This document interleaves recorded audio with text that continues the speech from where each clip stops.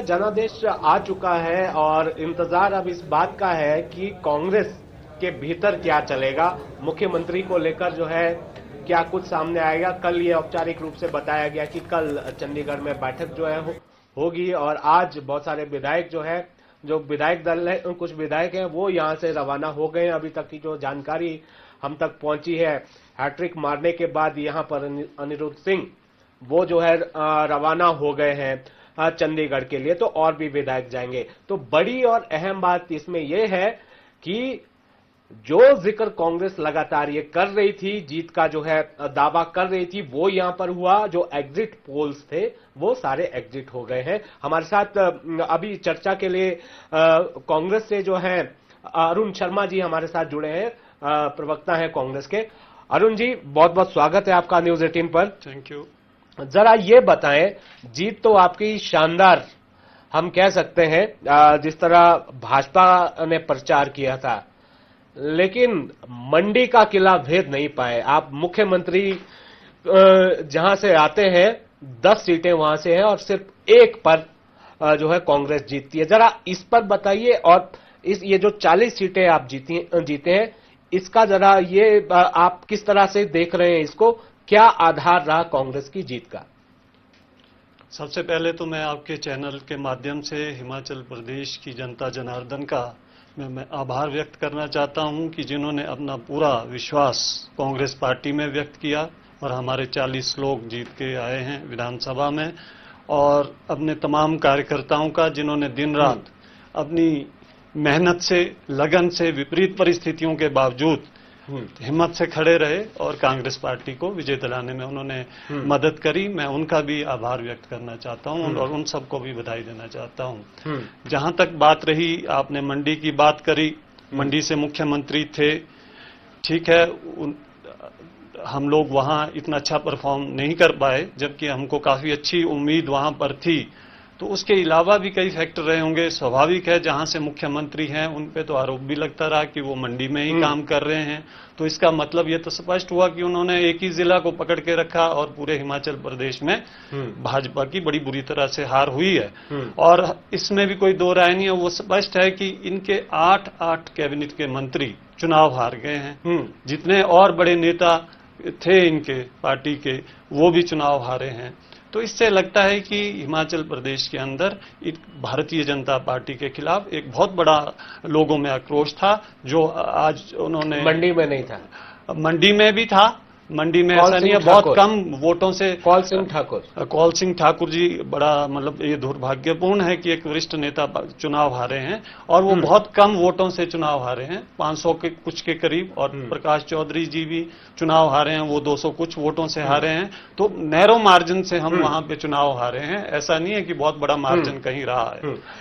खैर, जीत तो देखिए एक वोट की भी होती है। तो हम बात करना चाहेंगे नागेंद्र रांटा, जो वरिष्ठ पत्रकार हमारे साथ जुड़े हैं। रांटा जी, अगर आपको मेरी आवाज आ रही है तो मैं आपसे सवाल लूं।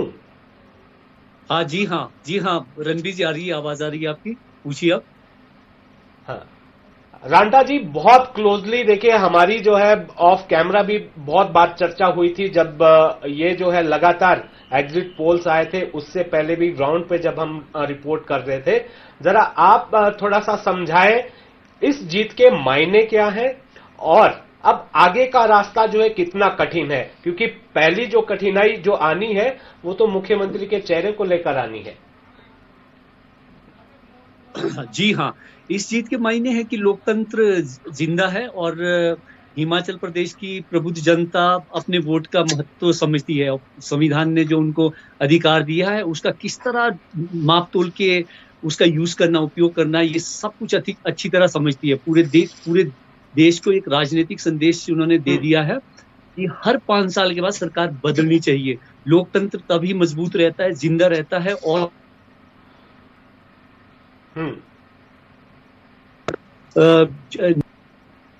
नेता लोग अहंकारी हो सकते हैं, जनता को भूल, जैसे कि कोविड के टाइम में आपने देखा होगा। ये सारी चीजें ये बताती है कि अगर गवर्नमेंट खरी नहीं उतरती है जनता की आकांक्षाओं पर, तो एंटी इनकम्बेंसी डेवलप होता है। हिमाचल प्रदेश का इतिहास रहा है पिछला, अगर आप 35 साल का इतिहास देखें यहाँ एंटी इनकम्बेंसी मुद्दों को लेकर रहती है, और राज्य स्तरीय मुद्दे बहुत जनता के बीच में राज्य स्तरीय मुद्दे का जादू ज्यादा चलता है, जनता उसको ज्यादा लाइक करती है। अगर कोई राष्ट्रीय हाँ। स्तर का कोई आदमी आए तो उसको वो किनारे कर देती है, इग्नोर कर देती है। हाँ। अब हिमाचल प्रदेश की ओपीएस बहुत बड़ा मुद्दा बनकर उभरा। बागवानी, सेब बागवानी का मुद्दा बहुत बड़ा था, और उसी तरह बेरोजगारी था, महंगाई था, उसके साथ आपका मिसगवर्नेंस भी था।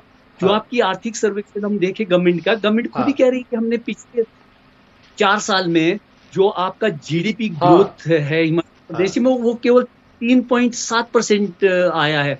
जबकि अब हम अगर पिछले 30 साल जो का देखें लास्ट तो बजट था, जो अधिकारियों आपको यहां पर रोकना चाहूंगा, जो लास्ट बजट था उसमें भी देखिए अधिकारियों ने जब मुख्यमंत्री ने प्रेस कॉन्फ्रेंस की थी बजट पेश करने के बाद, किस तरह के आंकड़े गिनवाए थे, तो ऐसा लग रहा था कि कोई जादू की छड़ी जो है घुमाई है। कोविड का हवाला एक तरफ से दिया गया और उसके बाद अपनी ग्रोथ इतनी ज्यादा कागजों में ऊपर नीचे किया गया। अब ये जो है मुख्यमंत्री के को लेकर मेरा दूसरा सवाल था, कितना मुश्किल होने वाला है कांग्रेस के लिए मुख्यमंत्री का चेहरा चुनना, और आपको क्या लगता है, अगर सीधे तौर पर मैं आऊं, कि सीधा और मुख्य सवाल यही है कि किस धड़े के पास जो है कितने विधायक हैं, क्या आपका आंकलन है, क्या आपको लगता है सर? ये कहना तो अभी काफी मुश्किल होगा। वैसे कांग्रेस को ये लग रहा है कि कांग्रेस पिछले कोई 1-2 साल से काफी मैच्योर हुई हिमाचल प्रदेश में। कांग्रेस को ये पता है कि अगर थोड़ा भी अंदर से असंतोष पैदा होगा तो बीजेपी उस असंतोष का फायदा लेके पोचिंग के लिए हर जगह तैयार रहती है। तो मुझे ये लगता कि जो डर उनको होगा कि भाई कहीं डिफेक्शन ना हो जाए, ये एक डर रहेगा। केंद्रीय नेतृत्व और प्रदेश का नेतृत्व शायद मैच्योरिटी के साथ डिसीजन लेंगे और बहुत सारी चीजें ध्यान में रखते हुए एक ऐसे उम्मीदवार का चयन करें कि जो आपने वादे किए, इतने वादे किए, उसको पूरा करना बहुत मुश्किल है, उसका चयन करेगी। और उम्र है या कोई जाति है, रीजन है, क्षेत्र है, ये सारे चीजें ध्यान में रखते हुए डिसीजन लेगी। और यही रीजन है शायद ये भी देखा जाएगा। चलिए हम दोबारा जो है अरुण जी का रुख करते हैं और इन्हीं से जानते हैं, सर क्या लगता है, हम तो सुबह से थक गए अब ये सवाल पूछते पूछते कि कब वो घोषित होगा चेहरा, कौन होगा, जरा ये बताइए क्राइटेरिया क्या रहने वाला है, क्या देखा जाएगा? अनुभव, उम्र, औहदा, स्टार, क्या जो है क्राइटेरिया है मुख्यमंत्री चुनने का? जरा ये मत बताइएगा अभी कि भाई आला कमान तय करेगा। देखिए रणवीर जी, अभी तो चुनाव घोषित हुए हैं, कुछ परिणाम तो अभी अटके हुए हैं, वो सर्टिफिकेट सबको मिलने हैं अभी विधायकों को, जो विधायक हमारे निर्वाचित हुए हैं। उसके बाद एक प्रक्रिया के तहत ही मुख्यमंत्री का चुनाव, विधायक दल का जो नेता बनता है उसको विधायक इलेक्ट करते हैं। इसमें कोई किसी व्यक्तिगत कोई राय नहीं होती है, इसमें सामूहिक राय जो हमारे निर्वाचित विधायक हैं 40 लोग, वो ये तय करेंगे कि उनके विधायक दल का नेता कौन होगा। जरा ये भी बताइए कि आपको लग रहा है कि नागेंद्र रांडा जी अभी कह रहे थे कि कोई ऐसा गलत दांव नहीं चलना चाहिए कांग्रेस के, आपको लगता है कि 40 विधायक अगर आपके आए हैं तो कहीं आपको लगता है कि टूट सकते हैं, भाजपा जो है कोशिश कर सकती है जहां भी उन्हें लगता है एक बड़े धड़े को जो अपने हिस्से में मिला सकती है, तो इसीलिए चंडीगढ़ आप लेकर जा रहे हैं उनको? वो तो हिमाचल में भी कहीं भी आप बैठक कर लीजिए, शिमला में कर लीजिए, दूसरी राजधानी धर्मशाला में कर लीजिए, यहां क्या दिक्कत थी? देखिए ये बात गलत है कि अभी कोई बैठक हो रही है, तो लोग कल है ना बैठक ऐसे वो ठीक है, चंडीगढ़ जा रहे हैं अभी, ठीक है, से बात हुई, वो उसमें कोई हर्ज नहीं है। बैठक कहीं भी विधायक दल की हो सकती है या विधायकों की हो सकती है, तो मगर होगा तो फैसला विधायकों के बाद ही। सरकार हिमाचल में बननी है, शपथ शिमला में होनी है या कहीं और होनी है तो शिमला में ही होनी है ना। तो ये थोड़ा सा जो है समझ नहीं आया कि क्यों ये ट्रेंड जो देखिए, है ये कोई भारतीय जनता पार्टी की सरकार नहीं बनेगी, ये भारतीय राष्ट्रीय कांग्रेस की सरकार बनेगी। ये शिमला से ही चलेगी और शिमला में ही लोगों का फैसला होगा। विधायक दल का आपने नेता तो इतना शिमला भी में समय चुना नहीं जाएगा। दिया कि जो लोग जीते हैं वो कम से कम एक आधा दिन जो है अपने लोगों के साथ मिलकर जो है जश्न मनाए। सीधा आपने आदेश कर दिया कि नहीं, सबको चंडीगढ़ आना है। नहीं, ऐसा नहीं है, वो ठीक है। ये डर कि भाई- दिखाता है। नहीं, डर, इसमें कोई डर की बात नहीं, क्योंकि हम कंफर्टेबल मेजोरिटी हमको हिमाचल प्रदेश की जनता ने तो दी अपनी अपनी है। जगह पर तो रहने इसमें देते कोई हुए घबराने थोड़ा वाली सा बात जीत है का कि- जो है, कोई पहली बार जीत कर आया, किसी ने हैट्रिक लगाई है, किसी ने 5वीं दफा जो है रास्ता देखा है, कोई 6ठी दफे आएगा। उनको थोड़ा सा तो आप आराम करने देते, लोगों के साथ मिलने देते ना। देखो, कोई बड़ी वजह मुझे लग रही है ऐसा इसके है, पीछे। इसमें कोई वजह नहीं है, क्योंकि एक ये अब हमारा दायित्व है, उत्तरदायित्व है प्रदेश की जनता के प्रति कि हम जल्द से जल्द सरकार जो है फंक्शन में आए, वो अपना कार्यभार संभाले। हाँ। तो इसलिए ये सब चीजें हो रही हैं और ये कोई आजकल में होने वाला काम नहीं है। अभी ऑब्जर्वर आएंगे, वो विधायकों से बात करेंगे, उसके बाद सहमति से फैसला होगा। जो सर्व मान्य होगा वो ही नेता चुना जाएगा।